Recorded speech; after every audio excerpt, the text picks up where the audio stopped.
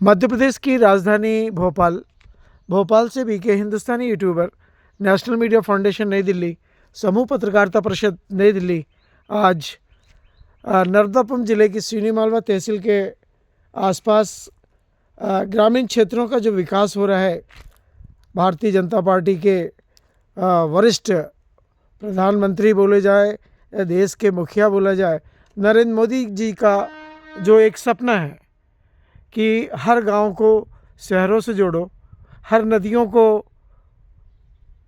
उन नदियों से जोड़ो जो पवित्र जल लेकर आ रही हैं।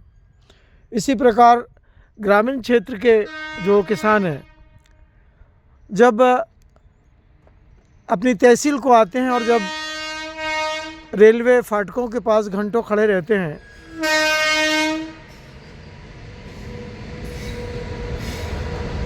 उस समस्याओं का हल निकाला गया। जगह जगह रेलवे ब्रिज बनाए गए। हमने एक दिन पहले धर्मकुंडी ब्रिज के बारे में बताया कि धर्मकुंडी का ब्रिज क्यों बनाया गया रेलवे का। बानापुरा का ब्रिज रेलवे का क्यों बनाया गया, और आज चतरखेड़ा का यह अंडर ब्रिज क्यों बनाया जा रहा है, इसके बारे में हमने समय समय पर बताया कि रेलवे इस समय ये चाह रही है कि जनता को कोई परेशानी ना हो रेलवे के कारण। इसीलिए जगह जगह जहाँ जहाँ भी रेलवे लाइनें निकाली गई है, वहाँ पर जनता के हित के लिए और उनके समय को बचाने के लिए अंडर ब्रिज, ओवर ब्रिज और भी कई प्रकार की सुविधाएं प्रदान की जा रही है।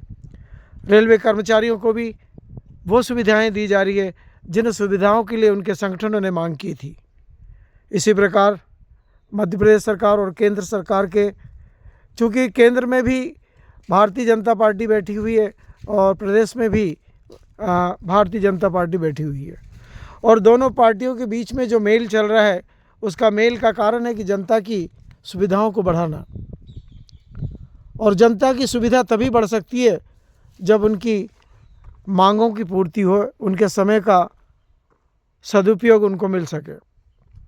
और रेलवे ने भी ये विचार किया, रेलवे विभाग ने, रेल मंत्रियों ने भी, कि जनता के हित में उनके समय को बचाने के लिए अंडर ब्रिज और ओवर ब्रिज का निर्माण होना चाहिए, और हो भी रहा है।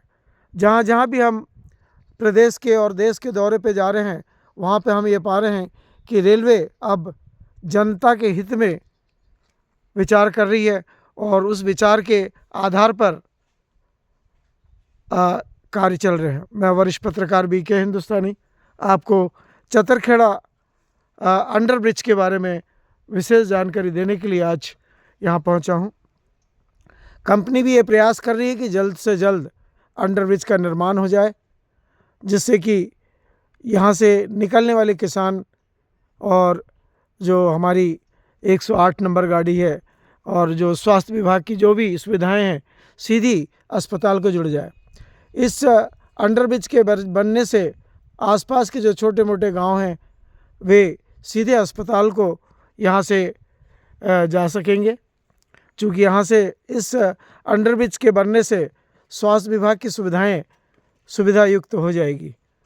मैं वरिष्ठ पत्रकार बीके हिंदुस्तानी आज आपको इस अंडर ब्रिज के निर्माण से संबंधित जानकारी दे रहा हूँ। यहाँ पर कंपनी के कुछ कर्मचारी भी हैं।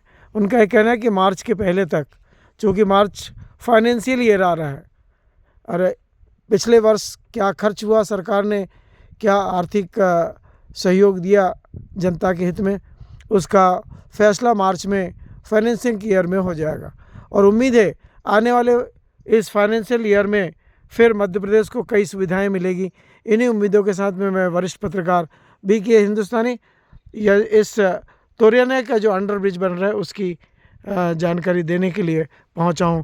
जय हिंद, जय भारत।